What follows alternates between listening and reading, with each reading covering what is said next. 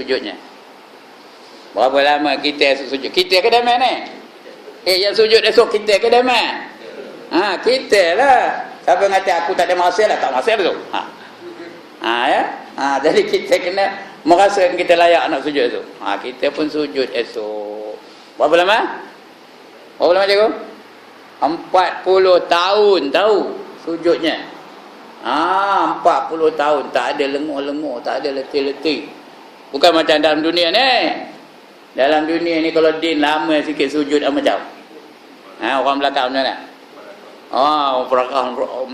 Merakah lah. Tapi kadang-kadang tu lama benar. Apa hal lama benar ni? Dia angkat kepala. Belum lagi nak letak dia.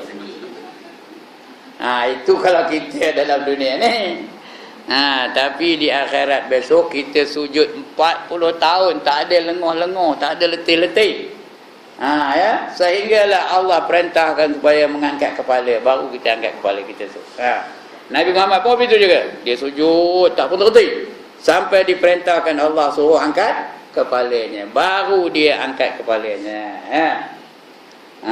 Lalu dibiarkan aku sujud berapa lama yang Allah kehendaki. Kemudian diserukan daku, wahai Muhammad, angkatlah kepalamu.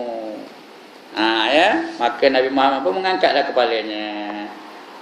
Dan berkatalah apa saja hajatmu supaya diperkenankan. Kata Tuhan ni ngabur pada Muhammad, kamu sebutlah apa hajat kamu.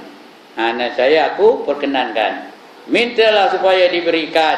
Minta supaya aku bagikan, katanya. Dan kemukakanlah syafaat supaya dikabulkan syafaatmu, katanya.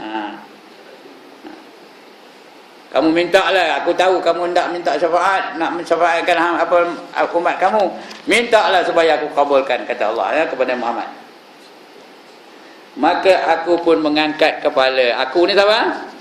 Nabi Muhammad lah. Aku pun mengangkat kepalaku serta memuji Tuhanku. Dia puji Allah, ya. Alhamdulillah, alhamdulillah, alhamdulillah, subhanallah, subhanallah. Itu memuji lah tu, ya. Dengan puji-pujian yang akan diajarkan kepada aku oleh Tuhanku Azza wa Jalla. Allah yang ngajar dia macam mana nak memuji Allah. Kemudian aku kemukakan syafaatku. Aku pun minta supaya dapat memberi syafaat kepada umatku. Dan pada satu riwayat baginda sallallahu alaihi wasallam bersabda, lalu diizinkan daku menghadapnya, maka aku pun berdiri menghadapnya, tak ada sujud. Berdiri menghadapnya. Itu riwayat lain tu yang mana betul entah. Kita terima dua-duanya. Kerana ni dua-dua ni hadis sahih belaka. Jangan bergaduh pula satu. Tak ada sujud, diri, jangan diri, sujud. Jangan, tak payah. Hantarlah diri ke sujud ke, itu kita bukan wajib kita terima mana-mana satu, tidak. Dua-dua boleh terima. Puji-pujian dan tidak mana kedainya. Lalu diizinkan aku menghadapnya, maka aku pun berdiri menghadapnya serta memujinya dengan puji-pujian yang aku tidak dapat menyebutnya sekarang. Yang Allah akan ilhamkannya kepadaku. Akan datang Allah akan ilhamkan puji-pujian itu. Kemudian aku menumuskan. Baru sujud. Tadi berdiri dulu, itu baru sujud. Kemudian aku menumuskan muka sujud kepadanya hingga aku diseru, wahai Muhammad, angkatlah kepalamu. Dia mula-mula berdiri. Lepas tu kata Tuhan, minta lah. Sehingga dia sujud. Aku merebahkan muka aku dan aku sujud. Lepas tu baru Tuhan perintahkan, angkatlah kepala kamu, wahai Muhammad. Angkatlah kepalamu. Dan berkatalah apa saja nak saya diperkenankan. You ask whatever you want. I will apa? I will give you what you want. Tuhan tak kata cakap putih ke? Tak ada lah cakap orang putih. Hari tu yang cakap Arab tu, semua cakap Arab. Ikut hadis ni lah, ya. Supaya diberikan dan kemukakanlah syafaat supaya dikabulkan syafaatmu. Maka aku pun merayu, ya Allah, ya Tuhanku, kasihanilah umatku, kasihanilah umatku. Itu je rayuannya. Ummati, ummati, ummati, katanya. Kasihanilah umat aku. Dan pada satu riwayat baginda bersabda, maka aku pun mengangkat kepalaku serta memohon dengan berkata, wahai Tuhanku, segerakanlah apalah jua kiranya perbicaraan mengenai halayak ramai itu. minta supaya disegerakan hisab bagi umat Muhammad sallallahu alaihi wasallam. Maka kita pun mula-mula umat yang pertama dihisab. Walaupun kita ni yang sebenarnya patutnya umat apa? Umat yang terakhir, kerana lepas kita ni tak ada lagi umat manusia. Kita ni lastnya, patutnya kita dah last dihisab. Tapi oleh kerana Nabi Muhammad ketinggiannya, darjatnya, pangkatnya, kasihnya Allah kepadanya, bila dia minta, kita apa? Langgar kiu. Tahu langgar kiu? Patutnya kita last. Ni langgar kiu. Jadi apa? Jadi yang pertama dihisab. Itulah megah dah kita ni. Patutnya kita bermegah menjadi hamba ataupun umat Nabi Muhammad sallallahu alaihi wasallam. Nabi Adam tu patut umat dia lah mula-mula dihisab. Pasal dia yang pertama, dia rasul yang pertama ya. Tapi dia pula kemudian kita dulu. Lepas tu dia hisab pula kita. Tu sebab syafaat ini namanya syafaatul kubra. Apa artinya syafaatul kubra? Syafaat yang besar syafaatul kubra ataupun syafaatul uzma, boleh kubra pun boleh, uzma pun boleh. Syafaat yang besar syafaat yang tersebut di dalam hadis yang panjang itu ialah dinamakan syafaatul uzma. Ini uzma, iaitu syafaat yang besar sekali yang ditentukan untuk Nabi Muhammad sallallahu alaihi wasallam sahaja, mengemukakannya kehadrat Tuhan Azza wa Jalla. Azza tu artinya yang maha mulia, wa tu dan, Jalla tu yang maha besar. Jadi Azza wa Jalla tu artinya apa? Yang maha mulia dan yang maha besar. Ada lagi beberapa jenis syafaat yang dikhaskan bagi Nabi Muhammad sallallahu alaihi wasallam. Ada dua ni tulis sini Di antaranya yang pertama syafaat baginda sallallahu alaihi wasallam supaya Tuhan memasukkan ke syurga satu kumpulan besar dari umatnya yang tidak dihisab. Ada kumpulan yang masuk syurga tanpa hisab. 7 golongan masuk syurga tanpa hisab. Yang pertama, rasul-rasul. Ada? Katakan. Tak ke tak ada nak masuk syurga tanpa hisab ni? Tak. Ada? Yang pertama ada? Rasul-rasul tak ada. Yang kedua, nabi-nabi. Ada? Tak ada juga. Artinya mana yang dapat?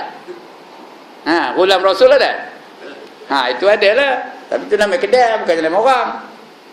Yang ketiga,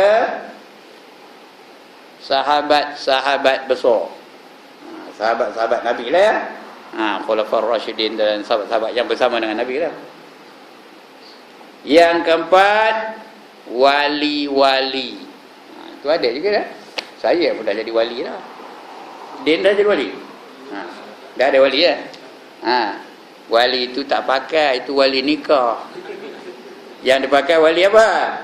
Wali Allah, seperti Umar ibn Khattab, Uthman bin Affan, Ali bin Abi Talib. Itu wali-wali Allah dan juga seperti Imam Syafi'i, Imam Hambali, Imam Maliki, lagi Imam apa lagi?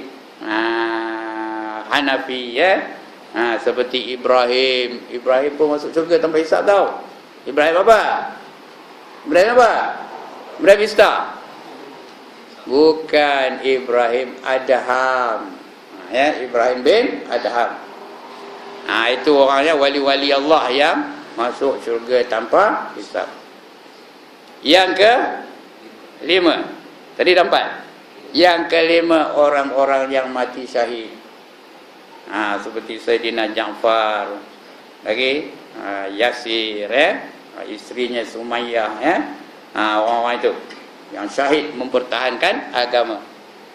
Seperti yang baru-baru ni yang mati di Turki tu apa? Ammar, saudara Ammar, dan sebagainya. Mungkinlah itu tekaan saya je lah, entah ya tak, itu tahulah. Tapi yang saya sebut mula-mula tadi dah tentulah itu syuhada tu kemungkinannya mereka itu memanglah seperti Ibrahim juga. Ibrahim apa? Syuhada. Ibrahim apa syuhada? Ibrahim bin Mahmud, Ibrahim Libya. Mudah-mudahanlah kita doa, mudah-mudahan mereka itu betul-betul jadi syuhada. Itu yang keberapa? Yang kelima. Yang keenam, orang yang sangat sabar. Innama yuwaffas sabirun ajrahum bighairi hisab. Sesungguhnya orang yang sabar pahalanya tidak dapat dikira berapa banyaknya. Yang ketujuh, orang yang miskin tetapi redha dengan kemiskinannya. Orang yang sangat miskin tapi redha dengan kemiskinannya. Itu orang-orang yang masuk syurga tanpa hisab. Yang kedua, syafaat baginda sallallahu alaihi wasallam untuk satu kumpulan yang telah dihisab dan didapati mereka berhak menerima balasan neraka, supaya tidak dimasukkan tetapi dimasukkan terus ke syurga. Ada kumpulannya nanti, dia patut masuk neraka. Cek tengok banyak dosa dari pahala. Tapi dengan syafaat Nabi, mereka itu ditukarkan terus masuk ke dalam syurga, tak masuk ke dalam neraka. Dengan apa? Kerana mereka kenapa? Rajin berselawat, rajin mengamalkan sunnah Nabi, walaupun buat dosa-dosa besar juga, tapi kerana mereka kasihkan Nabi, rajin berselawat, maka dapat syafaat daripada Nabi, walaupun mereka sepatutnya masuk ke dalam neraka. Tapi jangan kita harap yang ini pula, aku selawat aja syukur dapat pula. Jangan harap itu je. Sampai buat dosa-dosa besar itu, do not take that risk. Jangan ambil risiko yang itu. Tapi ada kumpulan-kumpulan yang patut masuk neraka, akhirnya tak masuk neraka, masuk syurga. Selain dari itu, Rasulullah sallallahu alaihi wasallam telah menyatakan dalam hadis, sekali lagi tuan-tuan, telah menyatakan dalam hadis yang diriwayatkan oleh Muslim, Tirmizi, Abu Daud dan Ibnu Majah, bahawa ada beberapa golongan yang diizinkan Tuhan untuk mengemukakan syafaat supaya dimasukkan orang-orang tertentu ke dalam syurga. Lain daripada Rasul, ada juga yang boleh memberi syafaat kepada orang-orang yang dipilih oleh mereka. Iaitu apa? Mereka ialah malaikat. Malaikat pun boleh. Nabi-nabi. Nampak? Mula-mula malaikat, lepas itu nabi-nabi. Lepas nabi apa? Alim ulama. Alim ulama dulu tau. Mereka ni lepas nabi. Maknanya tinggi tak martabat ulama? Tinggi. Selepas nabi, ulama yang boleh memberi syafaat. Sebab itu tuan-tuan, kalau orang tu sudah disahkan sebagai ulama, jangan kita pandai-pandai menghina mereka. Hari ini ada tak orang menghina ulama? Ada ke tak ada? Ada tak orang kencing gambar Tuan Haji, Tuan Guru Nik Abdul Aziz? Ada tak? Dia kencing nama gambar Tuan Guru tu. Tuan Guru Haji Hadi pun dia kencing nama gambarnya. Jangan berani-berani, besok tak dapat syafaat dari mereka. Ulama ni tuan-tuan, jangan tengok saya bukan ulama ulama ni dia punya besar di sisi Allah Ta'ala. Ada satu orang tu patut masuk neraka. Lepas tu ditanya dia, kamu ada tak pernah makan setalam dengan ulama? Apa jawabnya? Tak ada, katanya. Kamu ada tak nama kamu serupa dengan nama ulama? Tak ada, katanya. Ulama tu namanya Haji Abdul Hadi, nama aku Michael Jackson, contoh aje lah tak ada, katanya. Betul, ada tak kamu duduk sekampung dengan ulama? Jawabnya pun tak ada. Ulama duduk di Kota Baru, aku duduk di Cakap Legong. Tak tahu ke mana-mana lah contoh aja tu. Tak ada, katanya. Begitulah tanya, tak ada belaka. Akhirnya dia tanya, kamu ada tak kawan yang sangat kasihkan ulama? Itu dia tanya last tu, ada tak kamu kawan yang kasih benarkan ulama? Jawab, yang itu ada lah. Saya kawan dengan Cikgu Jazuli. Cikgu Jazuli tu kasih benar dengan ulama, katanya. Jadi oleh kerana itu, kamu masuklah ke dalam syurga. Tuan-tuan boleh baca kitab namanya Jauharul Mawhub. Jauharul Mawhub. Kitab itu saya baca di Masjid Cekuih, dan juga di Surau Kampung Tengah tu. Jauharul Mawhub, bab ilmu, cari itu. Sebab itu ulama ni pangkatnya besar di sisi Allah, dia boleh memberi syafaat. Lagi orang-orang yang gugur syahid, syuhada pun kemudian daripada ulama. Nombor satu ulama dulu, baru syuhada, dalam perjuangan menegakkan agama Allah, dan orang-orang yang mukmin yang selamat daripada memasuki neraka. Hendak menolong orang yang tak masuk neraka, dia boleh tolong orang lain. Boleh beri syafaat pada orang lain yang patut masuk neraka, ya. Tapi tengok kapasiti dia lah. Kalau dia ulama betul-betul, banyak dia dapat dia nolong. Kalau dia sangat cukup makan, dia sikit je lah, seorang-seorang je lah, ya. Tapi dia boleh membantu orang yang patut masuk neraka. Ya. Dan hendak menolong membebaskan saudara-saudara mereka yang beriman, yang semayang dan yang berpuasa dengan mereka. Ya, orang puasa pun dapat. Ya, aku tolong kamu, tengok. Waktu dia puasa, ya, buka sama di depan tu. Sama buka, boleh tolong esok orang beriman. Tetapi saudara-saudaranya itu dimasukkan dalam neraka disebabkan mereka mati dengan tidak bertaubat daripada dosanya. Orang yang mati tak taubat daripada dosa itulah yang menyebabkan dia masuk dalam neraka. Tak sempat nak taubat, nantilah tua sikit lagi kita. Nantilah aku pencen, tak ada pencen tu mati. Betul? Tak sempat nak taubat. Sebab itu tuan-tuan dan puan-puan, taubat tu bila? Now, at this moment. Jangan tunggu lagi. Anytime tak boleh tunggu dah. This is the moment. Kita kena taubat juga lah. Then kita kena taubat. Itu yang wajib segera, ya. Setelah Tuhan yang Maha Adil kabulkan syafaat Nabi Muhammad sallallahu alaihi wasallam bagi melepaskan orang ramai dari penderitaan huru-hara pada mahsyar, maka mahkamah keadilan Tuhan pun dibuka. Dan orang ramai pun dihadapkan kepada pembicaraan Tuhan dalam keadaan berbaris dan teratur, ya. Baca 48 surah Al-Kahfi, ya. Saya tak boleh nak buka ni. Kita tak boleh buka ni. Ini pasal ada video ni tak boleh buka lah. Ya. Bacalah surah Al-Kahfi ayat 48. Dan bumi di padang mahsyar pun terang benderang dengan cahaya keadilan Tuhan.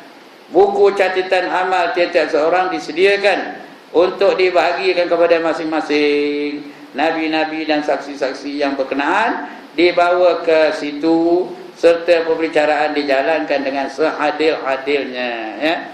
Dalam surah Az-Zumar, carilah ayat ni, ya. Surah Az-Zumar ayat 69, ya.